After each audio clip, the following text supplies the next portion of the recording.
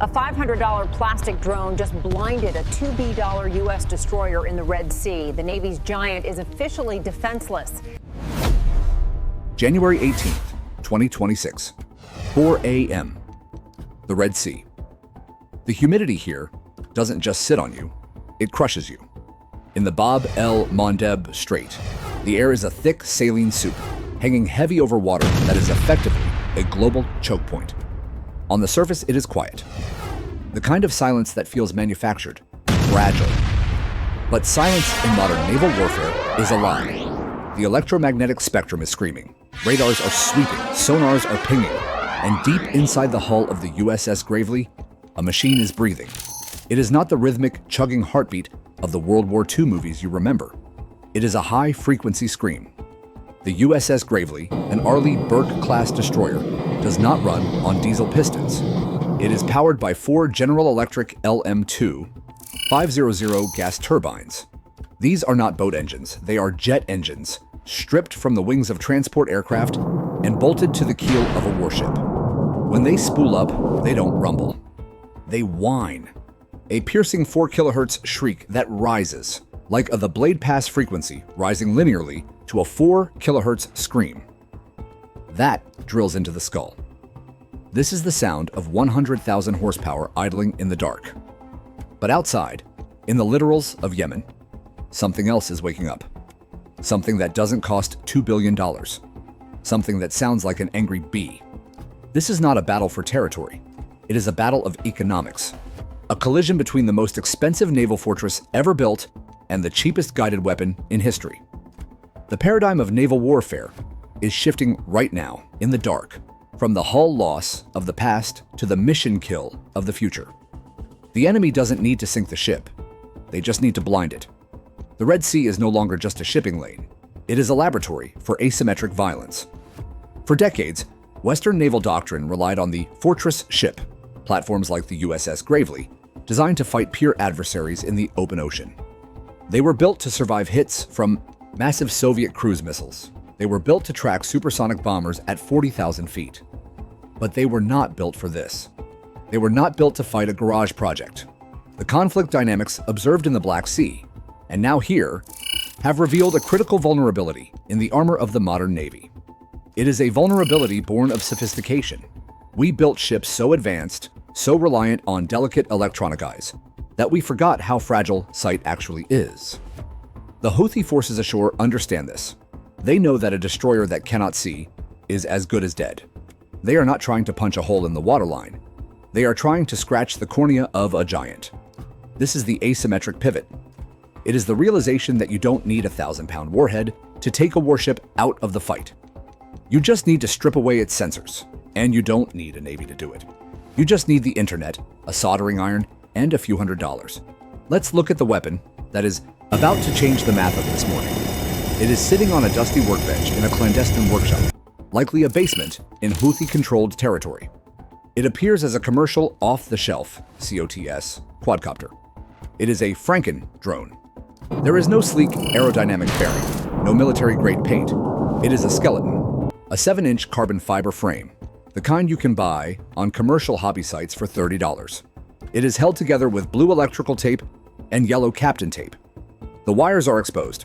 The battery is a literal brick of lithium-ion cells strapped to the top with Velcro. It looks like junk, but it is a precision instrument of terror. Attached to the belly of this plastic frame, secured with zip ties, is the payload. It's an RPG-7 warhead, specifically an OG-7V fragmentation round.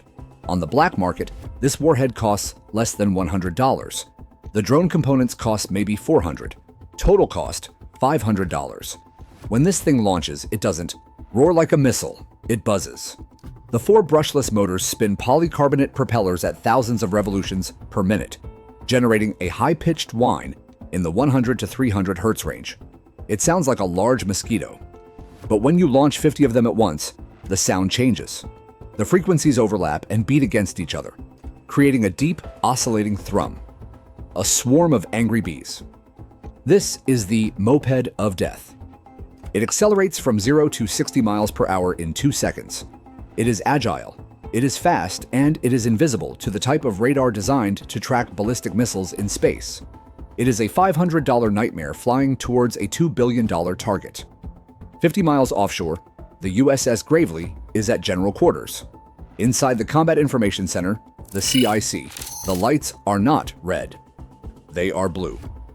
A cool spectral cyan glow bathes the room, designed to preserve night vision while maximizing the contrast on the high-resolution digital displays of the Aegis combat system. The atmosphere is clinical, detached. The air conditioning hums, fighting the heat of the rack-mounted servers. The crew here, the tactical action officer, the missile defense officer, they don't look out windows. There are no windows. They look at the large screen display wall. They are fighting a war of symbology. They are waiting for a red inverted triangle to appear on the glass. A hostile air track. The silence in the CIC is broken only by the synthesized chirps of the consoles. But then, the system screams. The vampire alarm. It's not a human voice, it's a sharp, urgent electronic warble. Then the human voice follows, cutting through the synthesized noise. Vampire, vampire, inbound. Bearing 090, range 10 miles. The track number appears. Track 4012. Then track 4013. Then 4014. The screen begins to clutter. The red triangles are multiplying like a virus. This is not a single missile. It is a saturation attack. The blue light room is suddenly very small, and the ocean outside is very large. Stop. Freeze the frame. Before the first shot is fired, we need to understand the physics of what is about to happen. This is not just a gunfight. It is a material science failure in progress. The USS Gravely sees the world through the AN/SPY 1D radar. These are the 4 octagonal plates you see mounted on the superstructure. They are the eyes of the ship. To let radio waves out, but keep the ocean in, these faces are made of advanced ceramic composites, materials like silicon nitride or pyroceram. They are incredibly hard. They can withstand heat up to 1,400 degrees Celsius. But they have a fatal flaw. They are brittle. They are glass jaws. If a steel plate gets hit by shrapnel, it dents. If a ceramic radome gets hit, it shatters. The fracture mechanics of ceramics dictate that cracks propagate instantly from the point of impact. A single fragmentation warhead from a cheap drone, detonating near the face, acts like a shotgun blast. It crazes the material. It smashes the thousands of delicate phase shifter modules sitting millimeters behind the glass. And here is the brutal arithmetic. The Gravely defends itself with SM-2 missiles. One missile costs over $2 million. The Houthi drone costs $500. The exchange ratio is 1 to 4,000. To stop the swarm, the Gravely must fire. But the ship has a finite magazine. It has 96 vertical launch cells. If the swarm is large enough, the ship will run out of bullets long before the enemy runs out of drones. And even if the phalanx CIWS spins up, that R2D2 looking gun on the deck, it has limits. It fires 4,500 rounds per minute. It empties its drum in 20 seconds. The math is impossible. You are firing gold at plastic, and the plastic is winning. 4:05 a.m. The Red Sea. The range closes, 10 miles. This is the psychological breaking point. In naval warfare, distance is time, and time is life. At 10 miles, the drone swarm is minutes away. But on the displays in the Combat Information Center, they are closing the gap with terrifying speed. The symbols on the screen are no longer abstract data points. They are incoming rounds. The captain gives the order. Kill pending. Authorize green. Birds away. HOAC salvo logic set. Auto engage. This is the mistake. Not a tactical mistake, but a strategic one. The captain is doing exactly what he was trained to do, protect the ship. But he is playing into the trap. He's about to trade a limited resource for an unlimited threat. He's about to spend the inheritance of the US Navy on a swarm of disposable toys. The vertical launch cells on the forward deck explode into life. The acoustics on the ship change instantly. The hum of the air conditioning is obliterated by a violent, percussive roar. The hatch covers blow open. A Standard Missile-2, the SM-2, erupts from the cell. Let's micro-zoom on this exit. This is a solid fuel rocket motor igniting. In milliseconds, the chemical propellant burns, generating thousands of pounds of thrust. The missile leaves the rail, riding a pillar of fire and white smoke. It accelerates to Mach 3. This is a marvel of engineering. A radar-guided bullet designed to intercept supersonic bombers. It costs over $2 million. It screams into the dark sky, seeking a target that costs less than a used laptop. The intercept happens 3 miles out. The SM-2's warhead detonates. A proximity fuse triggers a ring of tungsten fragments. The lead drone, a fragile assembly of carbon fiber and plastic, is vaporized. It ceases to exist. But the missile only kills 1, maybe 2, if the blast radius is lucky. The swarm doesn't care. The swarm adapts. Behind the fireball, 48 other drones adjust their flight paths. They don't fly in a straight line. They weave, they bob, they dive. They are programmed to mimic the erratic flight of insects, confusing the fire control algorithms designed to track smooth parabolic arcs. The SM-2s keep firing. $2 million. Boom. Another $2 million. Boom. The magazine is draining. The shoot-look-shoot doctrine is failing. The ship is bleeding money. And then the range hits the critical limit, 1 mile. The missiles are useless now. The minimum engagement range is breached. Now, it's up to the last line of defense, the phalanx. The white dome of the CIWS spins. The radar inside tracks the incoming threats. The 6 barrels of the Vulcan cannon begin to rotate. Then, the sound that every sailor fears, the electric saw. The phalanx fires 4,500 rounds per minute. A stream of tungsten penetrators, discarding sabots, creating a violent cloud of white puffs, lashes out into the night.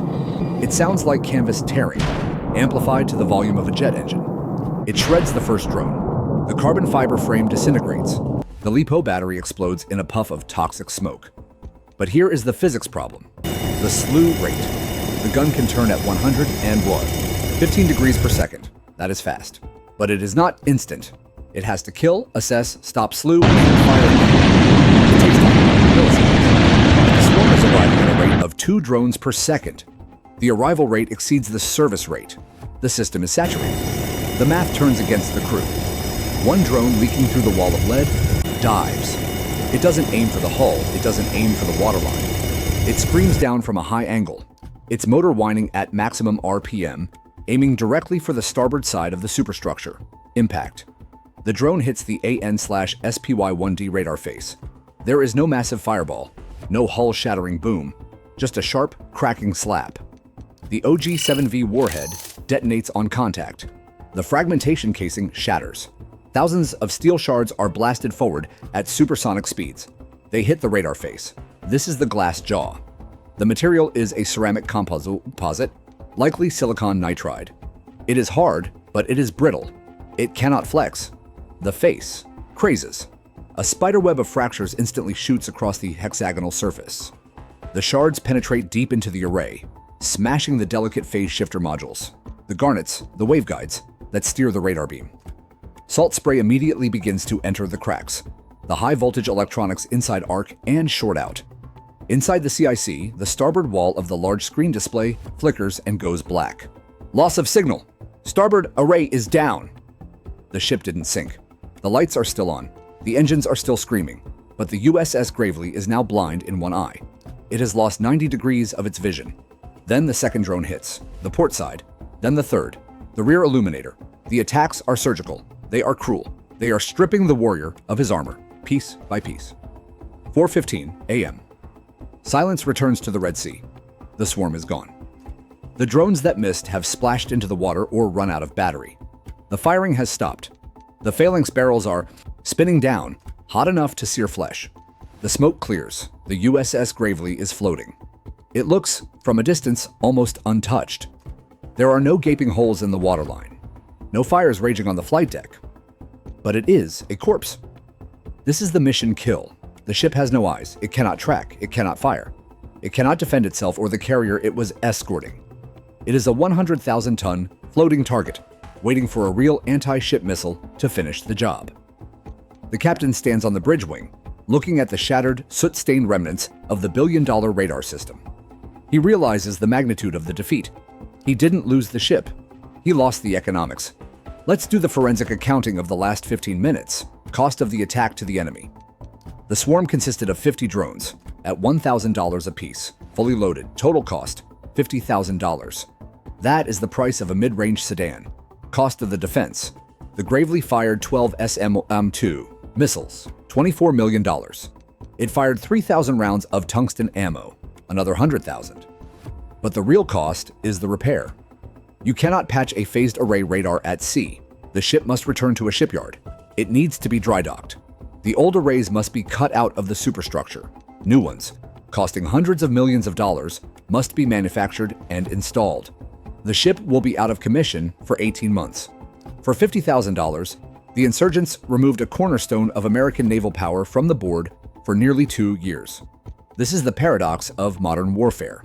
We built giants, but we forgot that giants can be blinded by dust. The Gravely turns north, limping back towards the Suez Canal. It is escorted by another destroyer because it can no longer see the horizon. It is a humiliation. The lesson of the Red Sea is written in the cracked ceramic of that radar face.